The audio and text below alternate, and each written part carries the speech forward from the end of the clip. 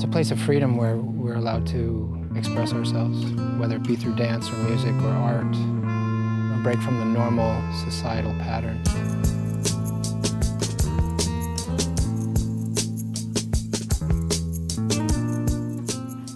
My name is William Potvin. People call me Dollarville, and I'm an artist. I build art installations for music festivals.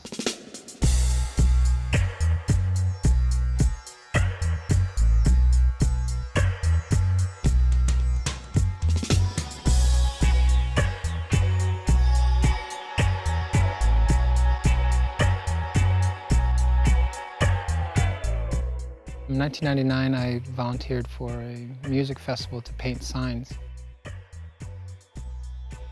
And I realized that it's something that I would like to pursue. So the festival actually hired me the following year to run their sign department. And I was pretty much hooked from there. I did signage for a few years, and I had a good friend and we helped each other grow in the business as artists by creating larger signs, inviting people to think a little deeper into the things that they were reading. From there, I decided that I wanted to build things larger and more structural, so I studied under a carpenter. You know, from a young age, I was always intrigued by carpentry. My grandfather was a woodworker, both of my grandfathers actually, and my father as well, and I learned at a young age to work with wood. I always drew. And I always did kind of tinkering around with little wood projects, building birdhouses and things like this. But it wasn't until later in life that I realized that what I truly want to do is build. I think wood is a very interesting medium because you can form it, shape it into very different things, you know. There's so many types of wood in the world, very soft, very hard, and I find inspiration from working with all different types, particularly found objects. Fallen branches or driftwood from the beaches. I love fallen barns and pulling apart old structures and creating new structures from reclaimed material.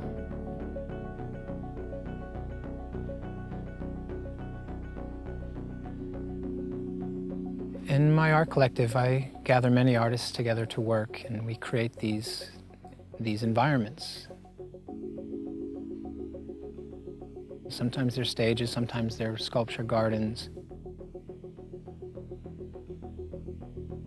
But I bring in different artists who do floral accents and who build these temples and different structures and dedication to nature. Many times I've seen people having an amazing reaction to these environments and profound healing moments. Congratulations. You may now kiss your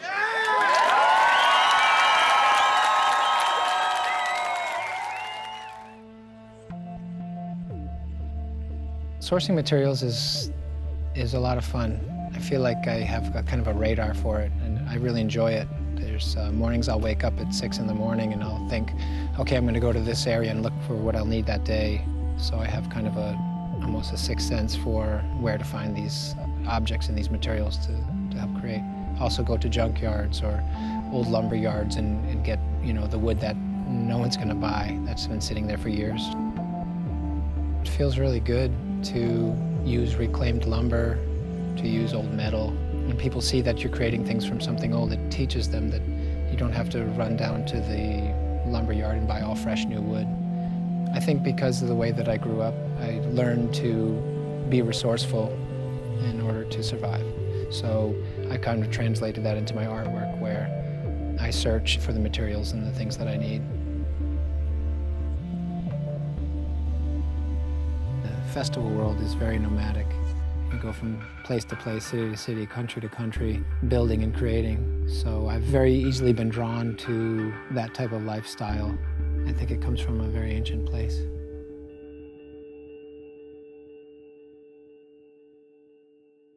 I started working with Symbiosis maybe 5 or 6 years ago, and we built a beautiful Tree of Life installation.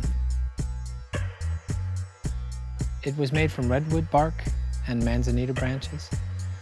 The idea of the tree of life is where the branches go into the ground and become the roots, so it's like a cycle of life. This year at Symbiosis we did an area called Juketown. It was a kind of reboot of a stage we did 2 years ago called the Juke Shack.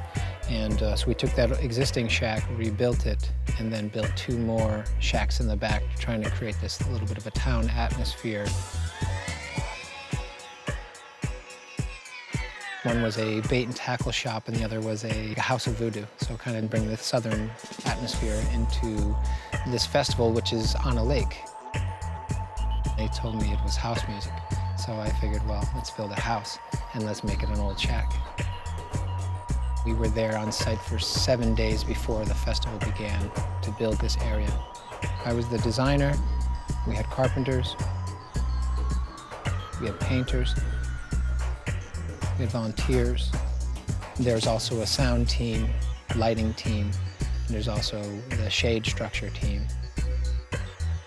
It takes a lot of patience and a lot of hard work, a lot of organization, a lot of dedication, long hours, 7 a.m. to midnight, or 3 in the morning, or whatever it takes. So you have a short period of time to do all this work. You have a deadline. A great part of it is that I can express myself, but I can watch others express themselves as they interact with these environments that my team create.